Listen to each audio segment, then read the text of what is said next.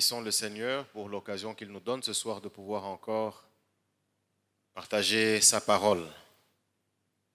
C'est depuis hier que nous avons commencé notre séminaire du mois et le thème c'est « Mettez-moi de la sorte à l'épreuve ».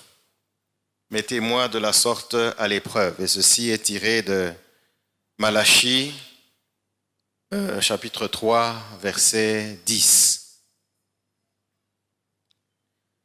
Hier, nous avons eu une première intervention avec Papa Kakuji, qui est revenu, n'est-ce pas, sur comment prospérer, et qui est revenu sur le passage de 3 Jean, verset 2, où il montrait que le vœu de Dieu, le souhait de Dieu est que nous prospérons dans tous les aspects de notre vie, à tous égards. Pas seulement sur le plan financier, parce que généralement, lorsque nous parlons de prospérité, nous voyons l'argent. Pas seulement sur le plan matériel, parce que lorsque nous parlons de prospérité, nous voyons les biens, voitures, maisons, vêtements et tout ce que nous pouvons avoir. Mais le vœu de Dieu est que nous prospérons dans tous les domaines de notre vie. Ça peut être la santé, ça peut être les études pour ceux qui sont étudiants, ça peut être la carrière pour ceux qui sont enseignants et qui voudraient demain devenir professeurs et ordinaires et puis, ou du moins associés, full et ordinaires. Donc, c'est dans tous les domaines que nous pouvons prospérer. Et Papa Kakuji s'est posé la question de savoir comment nous pouvons prospérer. Et en revenant sur le passage du séminaire, il a montré que c'est aussi en apportant nos dîmes, en apportant nos offrandes fidèlement, que nous pouvons aussi prospérer. Et il a conclu son propos par le passage de 2 Corinthiens 8, verset 12, qui est un passage que personnellement j'aime beaucoup, là où l'apôtre Paul dit que la bonne volonté, lorsqu'elle existe, est agréable en fonction de ce dont on dispose et non de ce qu'on n'a pas. Ça veut dire que Dieu ne nous demande pas de donner ce que nous n'avons pas. Et aujourd'hui, nous allons revenir sur ces choses pour montrer qu'en fait, lorsque Dieu nous demande de donner, c'est parce qu'il sait que lui-même nous a donné. Et c'est sur ce qu'il nous a donné qu'il attend que nous aussi nous donnions.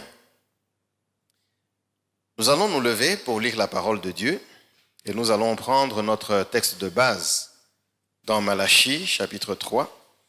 C'est vrai que pour replacer le verset dans son contexte, nous allons commencer à partir du verset 7 et nous irons jusqu'au verset 12. Mais notre passage de base, c'est le verset 10. Voici ce que dit la parole. Depuis le temps de vos pères, vous vous êtes écartés de mes ordonnances. Vous ne les avez point observées. Revenez à moi et je reviendrai à vous, dit l'Éternel des armées. Et vous dites, en quoi devons-nous revenir?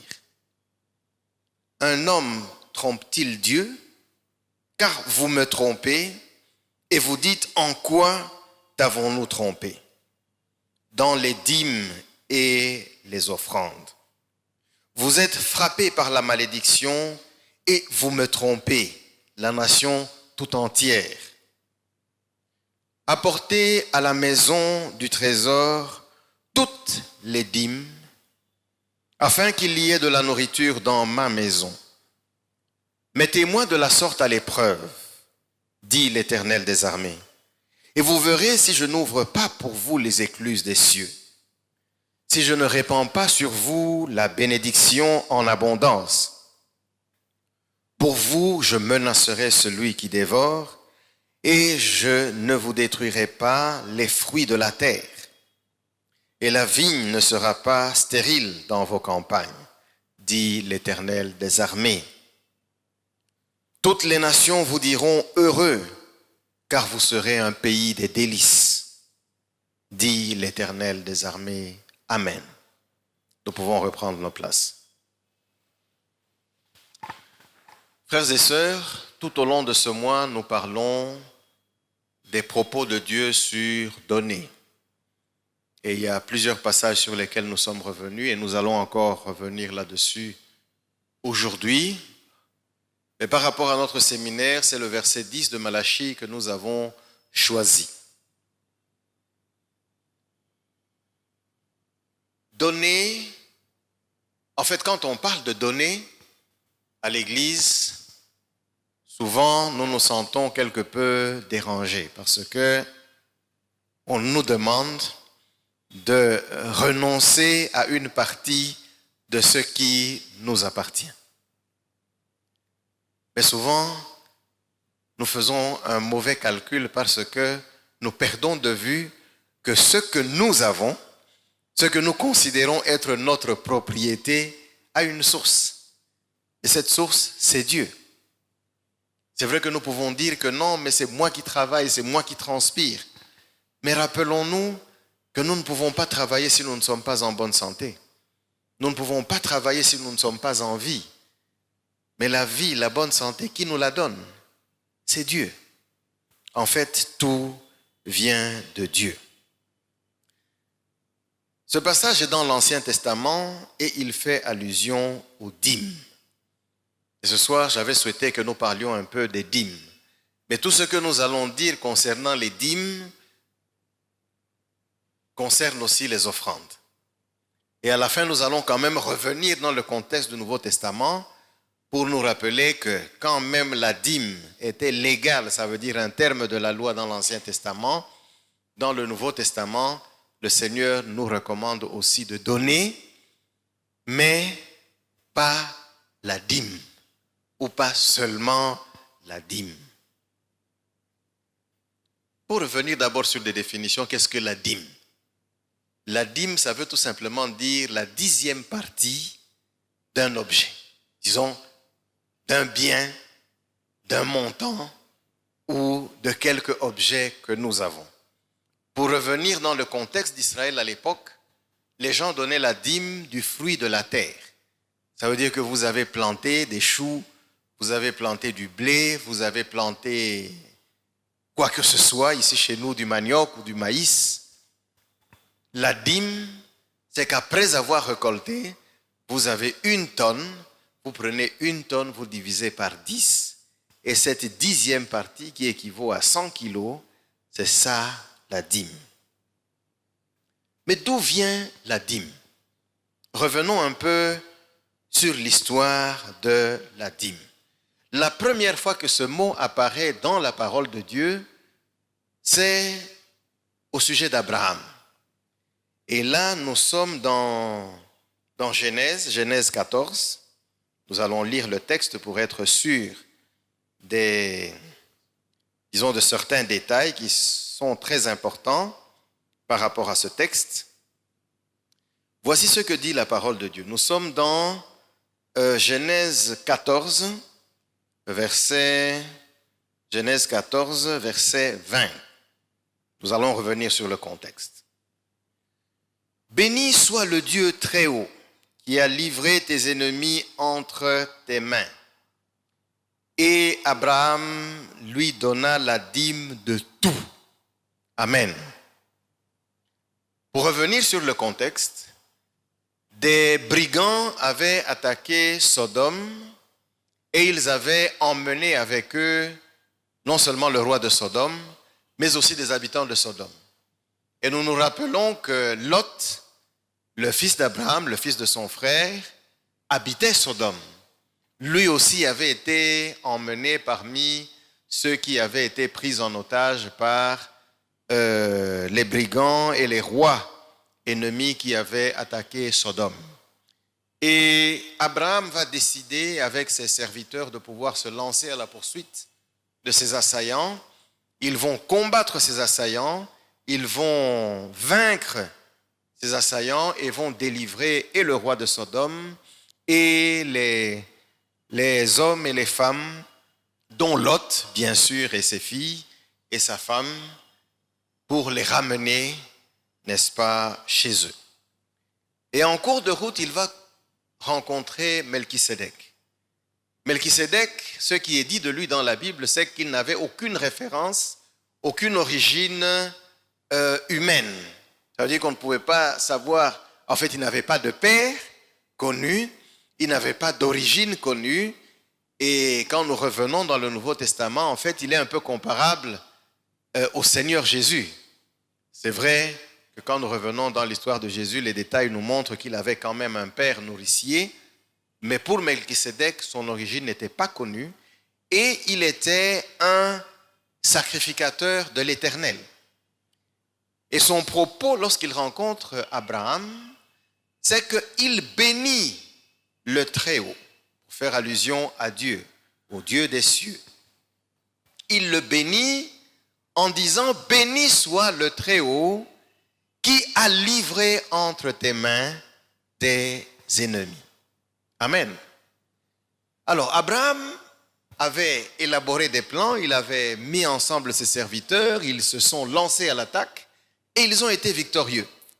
Mais maintenant, ce serviteur de Dieu qu'il rencontre lui dit « Béni soit le Très-Haut qui a livré entre tes mains tes ennemis. » Et ici, nous sommes un peu au début de la vie ou de la relation d'Abraham avec Dieu.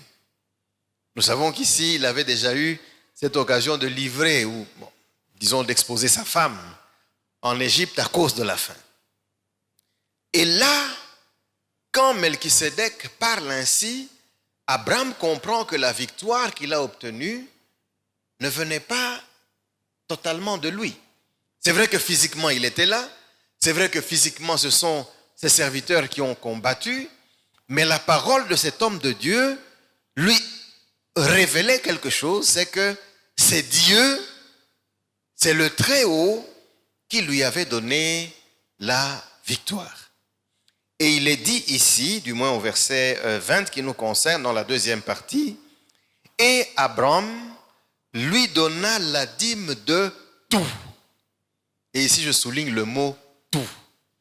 Ça veut dire que tout ce qu'il avait, que ce soit des bêtes, que ce soit de l'or, que ce soit de l'argent, que ce soit des biens, il a pris le 10e de tout ce qu'il avait pour le remettre à Melchisédek, qui était reconnu comme étant un serviteur du Dieu Très-Haut. La deuxième fois que la dîme est citée, c'est en Genèse 28, verset 22, et je souhaiterais aussi que nous lisions.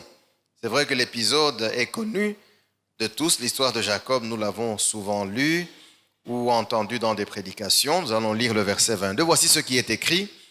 Et ça, c'est après que Jacob ait lutté la nuit, n'est-ce pas, avec un homme, et à qui il disait « Je ne te lâcherai pas si tu ne me bénis pas ». Et puis finalement, cet homme, entre guillemets, l'a béni. Et il lui a fait un certain nombre de promesses. Et voici ce que Jacob va dire. Cette pierre, en fait, il a décidé de dresser une pierre qu'il a ointe. Et il dit, cette pierre que j'ai dressée pour monument sera la maison de Dieu. Parce qu'il avait eu la vision de Dieu cette nuit en ce lieu-là. Et je te donnerai la dîme de tout ce que tu me donneras. Amen. Jacob prend un engagement avec Dieu. Dieu a promis d'être avec lui. Dieu a promis de le protéger. Dieu a promis de le bénir. Mais là, il a juste son bâton en main. Il n'a rien. Il est même en train de fuir son frère. Et il fait une promesse à Dieu en disant, tout ce que tu me donneras, moi, je te donnerai la dîme. Encore une fois, nous soulignons ici, sa dîme, il ne va pas la prélever de ce qu'il aura obtenu par lui-même, par ses propres forces, mais il comprend que s'il sera béni, c'est Dieu qui l'aura béni. S'il aura reçu quoi que ce soit, c'est Dieu qui le lui aura donné. Et lui s'engage à donner la dîme, donc à prélever 1/10 de tout ce que le Seigneur lui donnerait. Alors, nous réclamons être des descendants d'Abraham, bien sûr, en Christ, qui est la descendance d'Abraham selon la promesse. La dîme est d'une certaine manière une pratique qui a été au départ, n'est-ce pas, instituée par notre père Abraham. Personne ne lui avait donné cette instruction, mais c'est lui qui avait estimé qu'il était intéressant de pouvoir, n'est-ce pas, donner le 10e de tout ce qu'il avait aux serviteurs de Dieu, à Melchisédek. Et là, nous sommes en train de parler des origines de la dîme. Mais quand nous allons plus tard, donc le premier pas, c'est d'abord les patriarches, donc Abraham et Jacob. Mais quand nous allons plus loin dans la parole de Dieu, nous voyons que Dieu décide finalement d'instituer la dîme. En fait, il parle de la dîme comme un terme de la loi. Ici, ce n'est plus Abraham, ce n'est plus Jacob qui avait fait la promesse de la dîme à Dieu, mais c'est Dieu maintenant qui décide que la dîme soit une obligation. Parce que c'est dans la loi que ceci est repris. Et nous pouvons lire ceci dans Lévitique 27 au verset 30. Lévitique 27, verset 30. Lévitique 27, verset 30, en fait, c'est pratiquement le dernier chapitre de Lévitique. Voici ce qui est écrit. Toute dîme de la terre, soit des récoltes de la terre, soit du fruit des arbres, appartient à l'Éternel. C'est une chose consacrée à l'Éternel. Amen. Nous pouvons lire aussi le verset 32. Toute dîme de gros et de menu bétail, de tout ce qui passe sous la houlette, sera une dîme consacrée à l'Éternel. Amen. Au verset 30, je voudrais souligner quand même un mot. Voici ce que dit la parole de Dieu. Toute dîme de la terre, je saute, appartient à l'Éternel. Amen. Et nous comprenons maintenant pourquoi Dieu, en parlant dans Malachie, s'adresse au peuple en disant que vous m'avez volé. Vous me volez, et vous et vos pères, vous m'avez volé. En fait, pourquoi il dit que vous m'avez volé? Parce que vous avez pris ce qui ne vous appartient pas. Et ici dans Lévitique, nous voyons que la loi consacre la dîme comme étant une propriété de Dieu. Ce qui fait que même quand nous payons la dîme ou nous donnons la dîme, en réalité nous ne donnons pas. Nous reconnaissons tout simplement que ce que nous recevons, ce que nos mains ont produit, ce que nous avons réussi à obtenir au travers de notre travail, c'est Dieu qui nous l'a donné. Et dans ce que nous avons, il y a une part qui ne nous appartient pas, qui appartient à Dieu, et nous ne faisons que rendre à Dieu ce qui lui appartient. Ça veut dire que si j'ai $100 dans ma poche, que j'ai gagné, je sais qu'il y a $10 qui ne m'appartiennent pas. Et idéalement, c'est toujours mieux de prendre ces $10 et de mettre de côté pour dire que, n'est-ce pas? Pour éviter des problèmes. C'est vrai qu'il nous est tous arrivé à un moment ou à un autre de toucher à cet argent, mais veillons, ne fût-ce que par obéissance à Dieu, parce qu'ici, c'est maintenant une disposition de la loi, à mettre de côté ce qui appartient à Dieu, parce que ce n'est pas notre propriété. Donc ça appartient à Dieu et c'est consacré. Et nous savons que à l'époque, ce qui était consacré, le commun des mortels, ça veut dire que le peuple n'avait pas le droit d'y toucher parce que c'était consacré à l'Éternel. Et les seules personnes qui pouvaient y toucher, c'était les Lévites qui servaient en fait dans le temple et les sacrificateurs, n'est-ce pas, qui étaient, disons, des intermédiaires pour parler des médiateurs entre le peuple et Dieu. Donc nous voyons que après que les patriarches aient pratiqué ceci, sur leur propre initiative parce qu'ils trouvaient que c'était bon, nous voyons que Dieu a décidé de faire de la dîme une loi. Et ce que la parole dit, c'est que ça appartient à Dieu. Ça ne nous appartient pas. Et lorsque nous mangeons la dîme, bien sûr, on va parler aussi de manger la dîme, parce qu'il y a des dîmes qui étaient mangées dans l'Ancien Testament. Et lorsque nous prenons la dîme là qui appartient à Dieu, nous volons Dieu. Est-ce que nous comprenons cela?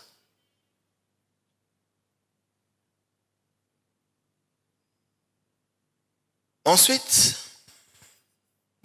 disons que retenons d'abord qu'en termes d'origine, il y a Abraham qui le premier a donné la dîme à Melchisédek. Il y a Jacob qui a promis sa dîme de tout ce qu'il recevrait de Dieu à Dieu. Et nous voyons que Dieu a finalement dans le Lévitique institué la dîme comme étant une disposition de la loi. Ça veut dire une obligation en soulignant que la dîme lui appartenait. Et que quand nous la prenons pour nous, c'est que nous volons Dieu. Maintenant, pourquoi la dîme devait être versée dans la maison de l'Éternel? Pour revenir dans l'Ancien Testament, il n'y avait qu'une seule maison de l'Éternel. Et cette maison de l'Éternel, c'était le temple qui était basé à Jérusalem. C'est vrai qu'avant, il y avait d'abord le tabernacle, là où il était la tente d'assignation, là où il y avait le tabernacle.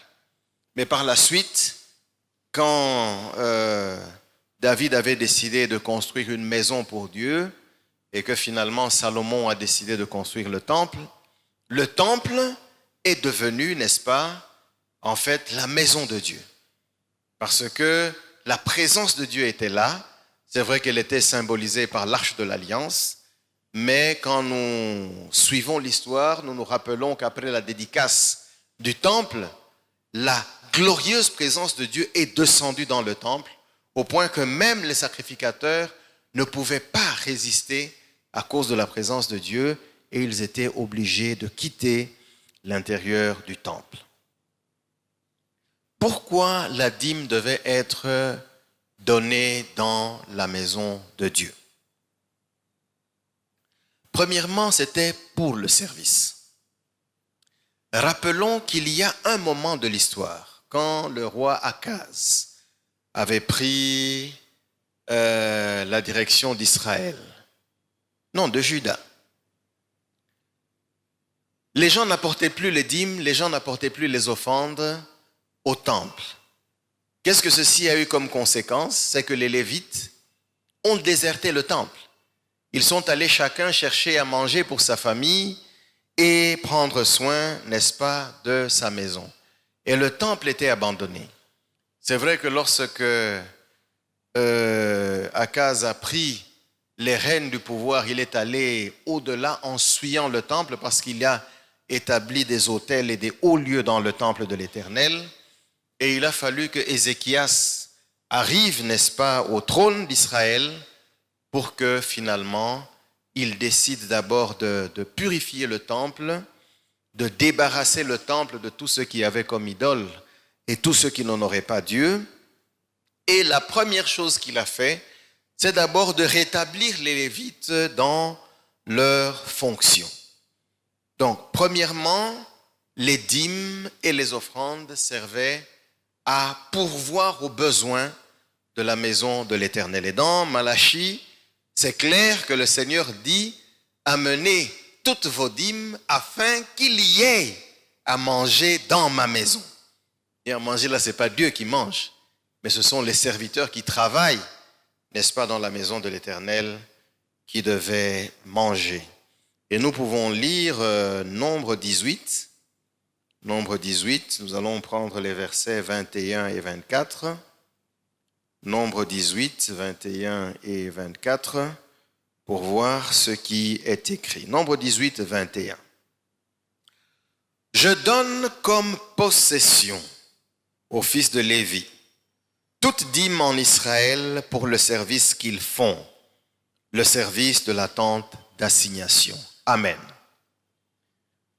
Quand Dieu a institué la dîme en faisant une loi, ce qui est écrit, c'est que ceci appartient à Dieu. C'est une propriété de Dieu, c'est consacré à Dieu. Maintenant, le propriétaire, qu'est-ce qu'il décide d'en faire? Voici ce qu'il décide. Il dit, on est au verset... sorry. Non, c'est Nombre, hein? Oui, au verset 21, n'est-ce pas? Je donne comme possession au fils de Lévi toute dîme en Israël. Donc ici, c'est Dieu maintenant qui décide d'affecter la dîme aux Lévites. Les Lévites plutôt, qui sont les serviteurs dans la maison de Dieu. Et c'est Dieu qui leur donne la dîme comme possession. Et rappelons que lorsqu'on a réparti le territoire d'Israël entre les différentes tribus, la tribu de Lévi n'avait pas reçu d'héritage en Israël. Et Dieu maintenant décide de donner aux Lévites leur héritage. Et il dit que leur héritage, c'est toutes les dîmes d'Israël, qui lorsqu'elles seront amenées dans la maison de l'Éternel, vont devenir la possession des Lévites. Pourquoi? Pour le service qu'ils font dans le temple. Amen. Nous pouvons lire aussi le verset 24. Voici ce qui est écrit. Je donne comme possession aux Lévites les dîmes que les enfants d'Israël présenteront à l'Éternel par élévation. C'est pourquoi je dis à leur égard, ils n'auront point de possession au milieu des enfants d'Israël. En fait, c'est juste pour signifier que eux n'ont pas de possession, d'héritage au milieu des enfants d'Israël. Mais dans le temple, il n'y avait pas que les Lévites. Il y avait aussi les sacrificateurs, ceux qui avaient justement la responsabilité d'offrir les sacrifices. Et le Seigneur ne les oublie pas, parce que pour eux aussi, il dispose une part dans la dîme.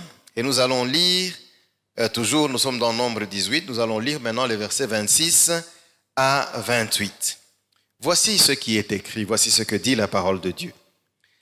L'Éternel parla à Moïse et dit, « Tu parleras aux Lévites et tu leur diras, lorsque vous recevrez des enfants d'Israël la dîme que je vous donne de leur part comme votre possession, vous en prélèverez une offrande pour l'Éternel, une dîme de la dîme.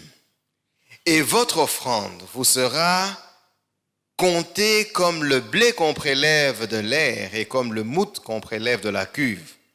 C'est ainsi que vous prélèverez une offrande pour l'Éternel sur toutes les dîmes que vous recevrez des enfants d'Israël, et vous donnerez au sacrificateur Aaron l'offrande que vous en aurez prélevée pour l'Éternel. Amen.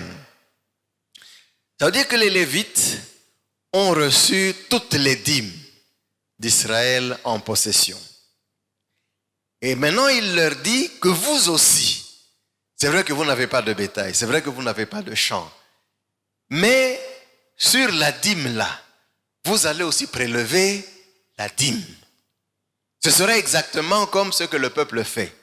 Quand le peuple prend par exemple une gerbe de blé pour l'emmener, n'est-ce pas, comme dîme, quand le peuple prend un animal pour l'amener comme dîme, vous, c'est ce que vous aurez reçu là. N'est-ce pas? Que vous allez, c'est sur ce que vous aurez reçu que vous allez encore prélever la dîme, donc la dîme des dîmes. Et ici, c'est pour rappeler que les serviteurs de Dieu ne sont pas exempts de payer la dîme. Amen. Bon, nous n'allons pas parler du serviteur de Dieu qui n'est pas là, mais tout serviteur de Dieu ici n'est pas exempté de payer sa dîme. Sur ce qu'il reçoit, même si c'est le fruit des dîmes, mais il doit prélever aussi une dîme de ce qu'il a reçu pour donner, n'est-ce pas, dans la maison du trésor. Et ici, c'était toujours pour le service. Nous savons que Aaron et ses fils, c'est eux qui étaient chargés des sacrifices, disons, qui devait offrir les sacrifices au nom du peuple. Donc, première raison, c'est d'abord pour le service dans la maison de Dieu. Et ceci est valable pour nous aussi aujourd'hui, mais nous allons y revenir à la fin. Deuxièmement, il y a une dîme que les enfants d'Israël consommaient. Nous savons que Dieu avait établi des fêtes en Israël. Et chaque fois qu'il y avait ces fêtes, chaque Israélite, quel que soit l'endroit où il se trouvait à travers le monde, il devait se déplacer jusqu'à Jérusalem. Et la dîme, Dieu avait dit qu'on ne pouvait pas la manger en dehors de sa présence. Et sa présence, c'était à Jérusalem parce que c'est là l'endroit qu'il avait établi, n'est-ce pas, pour y mettre son nom. C'est vrai qu'il était conscient des aspects pratiques et ce qu'il avait dit, c'est que si là où vous habitez est loin, vous pouvez vendre votre dîme. Mais prendre maintenant l'argent correspondant à votre dîme, vous allez l'emmener intégralement à Jérusalem, n'est-ce pas? Et c'est là où vous allez vous réjouir dans la présence de l'Éternel. Donc cette dîme ici, c'est la personne qui l'avait levée qui devait la manger avec sa famille. Bien sûr, on va revenir sur le troisième sous-point avec d'autres personnes aussi qu'on va citer. Mais il devait la manger dans la présence de l'Éternel. Les fêtes de l'Éternel, en fait, avaient été établies pour que les enfants d'Israël aient aussi l'occasion, n'est-ce pas, de se réjouir dans la présence de Dieu. Et pour être sûr qu'ils vont effectivement se réjouir, ils vont manger, ils vont boire, ils devaient prélever une dîme sur ce qu'ils avaient produit, la vendre s'ils vivaient loin, mais s'ils vivaient proche de Jérusalem, ils devaient l'amener. Si c'est un bœuf, on devait l'égorger et préparer et pouvoir manger et boire du vin, bon, du moins ce qui avait été produit. Donc, la deuxième raison pour laquelle les Israélites devaient lever la dîme, c'était pour se réjouir avec, dans la présence du Seigneur. Et nous voyons ça dans Deutéronome 12, 17 à 18. Nous pouvons juste noter le passage. Et troisièmement, nous allons lire Deutéronome 14, 28 à 29. Deutéronome 14, Deutéronome 14, 28 à 29. Voici ce qui est écrit. Au bout de 3 ans, tu sortiras toute la dîme de tes produits pendant la 3e année. Et tu la déposeras dans tes portes. Alors viendront le Lévite, qui n'a ni part ni héritage avec toi, l'étranger, l'orphelin et la veuve qui seront dans tes portes. Et ils mangeront et se rassasieront, afin que l'Éternel, ton Dieu, te bénisse dans tous les travaux que tu entreprendras de tes mains. Amen. Une troisième raison pour laquelle la dîme était levée, c'était de se souvenir de ceux qui sont limités. C'est vrai qu'il revient sur les Lévites qui étaient serviteurs de Dieu, n'est-ce pas? Et la troisième dîme, en fait, elle n'était pas emmenée au temple, elle n'était pas consommée par le producteur, mais elle était rendue disponible pour les serviteurs de Dieu, pour l'étranger. Et rappelons ici que l'étranger dans la Bible est présenté comme une personne vulnérable. Il y a la veuve, il y a l'orphelin. Une façon de dire qu'en fait, cette dîme de de la 3e année était destinée à ce que nous appelons aujourd'hui l'aumône. Ça veut dire répondre aux besoins des plus démunis, répondre aux besoins des personnes vulnérables, répondre aux besoins des personnes limitées. Voilà donc les raisons pour lesquelles la dîme devait être levée. C'est vrai qu'il y avait le service dans le temple qui devait être assuré, et pour cela il fallait que les serviteurs aient de quoi subvenir à leurs besoins, faute de quoi nous avons donné l'exemple du moment où ils avaient déserté le temple et le service ne se faisait plus. Deuxièmement, c'était pour se réjouir dans la présence de l'Éternel, même si le fruit était le fruit de leur travail, mais ils avaient aussi le devoir de pouvoir se réjouir dans la présence de Dieu. Et troisièmement, la dîme servait aussi à répondre aux besoins des plus démunis. Et ici, chaque fois qu'on parle de dîme, il y a le mot « tout » qui revient. Et nous allons y revenir lorsque nous allons revenir sur notre passage de base. Voilà donc les raisons pour lesquelles la dîme devait être levée. Mais nous tenons encore à revenir sur le fait que c'est Dieu qui pourvoit. Nous l'avons vu avec Jacob, qui a promis de donner toute la dîme de tout ce que le Seigneur lui donnerait. Et nous, en tant qu'enfants de Dieu, il est important que nous nous remémorions que Dieu est la source, qu'il est le pourvoyeur, qu'il est celui qui bénit le travail de nos mains, qu'il est celui qui nous ouvre les portes, qu'il est celui qui nous donne l'intelligence même pour accomplir certaines tâches. C'est lui qui nous donne la force, c'est lui qui nous donne l'habileté à accomplir, n'est-ce pas, certains ouvrages. Ce matin, là où je suis quelques cours, on nous avait partagé sur Exode, là où Dieu présentait à Moïse, c'est qui encore son nom, celui à qui il avait donné l'intelligence de pouvoir réaliser, à Betsaléel, n'est-ce pas? Merci. À Betsaléel, à qui il avait donné l'intelligence et la capacité, n'est-ce pas, de concevoir des œuvres d'art, n'est-ce pas, avec de l'or, avec des pierres précieuses à enchâsser. Donc c'est Dieu, c'est Dieu. Vous pouvez être dans une même entreprise, mais la qualité de votre travail va se différencier de celle des autres. Pourquoi? Parce que Dieu est avec vous. Dieu vous donne une sagesse supérieure aux autres. Nous voyons l'exemple de Daniel, n'est-ce pas, quand il était en exil. Il est écrit que son intelligence était de loin supérieure aux autres serviteurs du roi. Voyez, nous voyons l'exemple de Joseph en Égypte.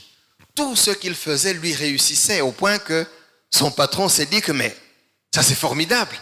Alors mieux vaut qu'il gère tout ce qui m'appartient parce que je trouve qu'il y a quelque chose en lui qui le rend capable, n'est-ce pas, de produire. Donc, rappelons-nous que Dieu est la source. Il est la source.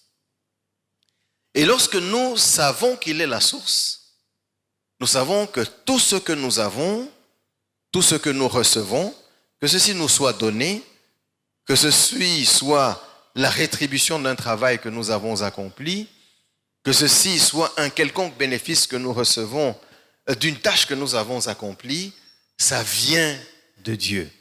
Et parce que ça vient de Dieu, en fait, ça appartient à Dieu. Et c'est là où même la notion même de notre relation avec Dieu est très importante. C'est que, à qui appartenons-nous? Qui sommes-nous vis-à-vis de Dieu? Sommes-nous des enfants de Dieu? Sommes-nous une propriété de Dieu? Parce que si nous savons que nous appartenons à Dieu, ça veut dire que tout ce qui nous appartient en réalité appartient à Dieu. Amen. Ce qui fait que même quand nous avons énormément de biens, c'est vrai que la libéralité est citée aussi parmi les dons spirituels, prenons toujours soin de demander à Dieu, que dois-je faire de ce que tu m'as donné? C'est vrai qu'il y a à manger qu'on doit acheter, il y a le loyer qu'on doit payer, il y a le véhicule qu'il faut entretenir, le carburant qu'il faut acheter, les études des enfants et tout. Mais il y a un surplus. Pourquoi Dieu a-t-il permis qu'il y ait ce superflu? C'est vrai que nous pouvons économiser. Mais n'y a-t-il pas des raisons pour lesquelles le Seigneur a permis à ce que ce superflu soit là? Soyons attentifs. Laissons-nous diriger par le Seigneur. Et nous allons découvrir que parfois, Dieu nous a spécialement bénis parce qu'il y avait un besoin quelque part. Et lorsque nous comprenons que tout vient de Dieu, la dîme ne nous pose plus de problème parce que nous savons que ça vient de Dieu. Notre temps court et retenons que c'est Dieu qui pourvoit, que tout vient de Dieu et que nous appartenons à Dieu et que si nous appartenons à Dieu, tout ce qui nous appartient en réalité appartient à Dieu. Et parce que ça appartient à Dieu, donnons aussi à Dieu en fait cette latitude, cette souveraineté de nous orienter sur l'utilisation du superflu qu'il nous donne. Et parfois même du nécessaire. Quand nous revenons sur 2 Corinthiens 8, nous voyons que les Macédoniens qui avaient supplié avec instance Paul de pouvoir participer aussi à la collecte pour les frères de Jérusalem étaient pauvres. Mais ils tenaient à participer à partir de leur nécessaire, chacun avec ce qu'il pouvait donner, pourvu qu'ils puissent participer, n'est-ce pas, à ce soutien de la communauté. Alors nous allons atterrir rapidement pour revenir sur notre passage de Malachie 3, 10. Ce qui est dit, c'est amener. Amener, c'est à l'impératif. C'est donc un ordre, n'est-ce pas? Apporter, en fait, dans la version Louis II, dans la version Semeur, c'est rendu différemment, je peux lire. Apportez donc vos dîmes dans leur totalité, dans le trésor du temple, pour qu'il y ait des vivres dans ma demeure. C'est un ordre. Et la dîme, les offrandes, les dons, c'est d'abord une question d'obéissance. C'est une question d'obéissance. C'est même une expression d'amour vis-à-vis de Dieu. Dieu nous a démontré son amour en donnant son Fils, la personne qui lui est la plus chère. Nous aussi, en donnant, nous manifestons notre amour, n'est-ce pas, envers Dieu, en donnant à nos frères. C'est donc un ordre auquel nous devons obéir. Mais pour finir, le thème c'est « Mettez-moi de la sorte à l'épreuve ». En quoi mettons-nous Dieu à l'épreuve? Nous voyons que Dieu a fait des promesses. Il a fait des promesses à ceux qui donneraient en disant « Et je vous bénirai, et je bénirai le travail de vos mains ». En fait, nous devons considérer la dîme et les offrandes comme une loi parmi tant d'autres qui ont été données dans l'Ancien Testament. Et en lisant Lévitique 26 ou Deutéronome 28, nous avons cette série, n'est-ce pas, de bénédictions qui nous sont promises par Dieu. Comment éprouver Dieu? En fait, Dieu a fait des déclarations. Et même dans le passage ici de Malachie, voici ce que le passage dit. Je vais prendre la version Semeur, n'est-ce pas? De cette façon-là, mettez-moi à l'épreuve, déclare l'Éternel, le Seigneur des armées célestes. Alors vous verrez bien si de mon côté, amen, je n'ouvre pas pour vous les écluses des cieux et ne vous comble pas avec surabondance de ma bénédiction. Amen. Ici, c'est une promesse formidable que le Seigneur fait. C'est vrai qu'en parlant des écluses des cieux, peut-être qu'il y avait la sécheresse dans le pays à ce moment-là. C'est possible. C'est possible que les plantations ne donnaient pas suffisamment de fruits. C'est possible que le bétail ne se multipliait pas comme il le fallait. Mais le Seigneur dit que faites ce que je vous ordonne de faire. Et vous verrez si de mon côté, moi, je ne vous bénis pas. Et comment? Vous voyez, ce sont des termes quand même assez intéressants. J'ouvre pour vous les écluses des cieux. Ça veut dire que ça peut être la pluie qu'il envoie, mais ça peut être aussi d'autres portes qu'il ouvre. N'est-ce pas? Et ne vous comble pas. Vous comblez, ça veut dire vous donner jusqu'à ce que ça déborde. Ok? avec surabondance. Pas seulement l'abondance, mais plus que l'abondance. Je pense que c'est le dimanche que le pasteur Dave revenait un peu sur ces notions. Donc avec surabondance de ma bénédiction. Donc ce que le Seigneur dit, c'est que obéissez. Et qu'en obéissant, vous me mettiez moi à l'épreuve. Et vous verrez maintenant si moi, de mon côté, je ne vais pas accomplir ce que je vous promets que je vais faire. Vous comblez avec surabondance, n'est-ce pas, de ma bénédiction. Amen. La responsabilité est dans notre camp. C'est vrai que nous l'avons dit, je pense que le pasteur Dave y est revenu, la bénédiction n'est pas que financière, matérielle ou autre que nous imaginons, mais Dieu nous bénit de 1001 manières. De 1001 manières. La paix, juste la paix qu'il nous donne, c'est un bien très, très précieux. Vous ne pouvez pas vous imaginer combien les gens vivent dans le stress dans cette ville. Vivent dans la peur permanente. Même aux États-Unis où les gens ont tout, du moins, de matériel.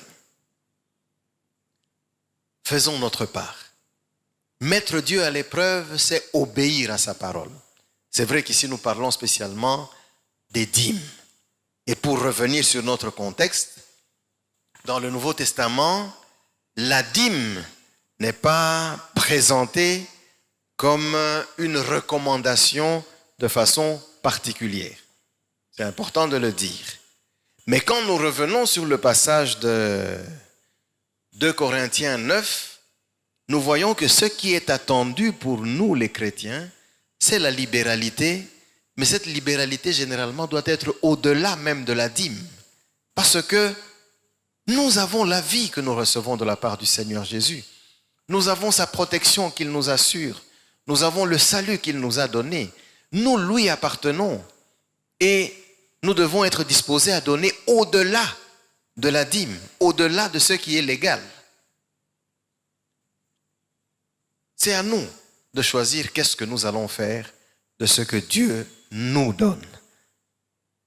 Allons-nous consentir de restituer une partie, une dîme, à la limite, mais pourquoi pas le double? Pourquoi pas le triple? N'est-ce pas? Il y a l'histoire du fondateur de Caterpillar, c'est un inventeur britannique ou américain, je ne me rappelle plus, qui avait conçu sa première machine et qui avait dit à Dieu que si j'obtiens mon brevet pour cette machine, je vais te donner tout ce que je vais recevoir. Et il a reçu beaucoup d'argent. Il hésitait, mais il a fini par donner en tenant à respecter son engagement vis-à-vis de Dieu. Cet homme a été béni. Ensuite, il s'est dit que non, je vais donner 20%.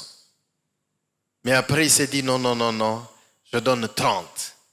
Jusqu'à ce qu'il est arrivé à proposer de donner 90% pour l'œuvre de Dieu. Mais ceci a créé quelques petits problèmes avec l'administration qui devait prélever aussi ses impôts. Donc, il est possible que nous donnions encore par amour pour Dieu, pour que le service se fasse dans la maison de Dieu, pour que ceux de nos frères qui sont dans le besoin soient aussi à leur tour comblés. Nous allons nous arrêter là, nous avons même débordé. Frères et sœurs, donner est d'abord une question d'obéissance. C'est une question d'amour. Notre patriarche Abraham, qui lui a inspiré cette idée de donner la dîme de tout ce qu'il avait à Melchisédek, lui seul sait. Mais Dieu a pensé que c'était important d'instituer ceci en loi.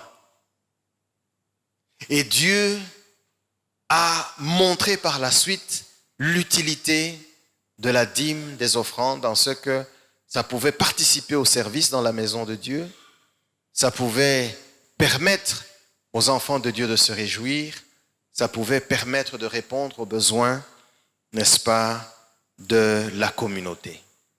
Et nous avons vu, nous nous sommes rappelés que c'est Dieu qui nous donne, c'est Dieu qui est la source, c'est Dieu qui nous comble.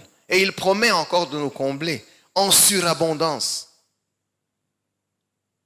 Notre part, c'est d'obéir. Notre part, c'est de donner en nous laissant diriger par le Seigneur, sur base aussi de ce que nous avons. Parfois en prenant même de ce qui est nécessaire pour nous, parce que nous compatissons aux besoins de notre frère, aux besoins de notre sœur. Nous allons incliner notre tête dans la prière.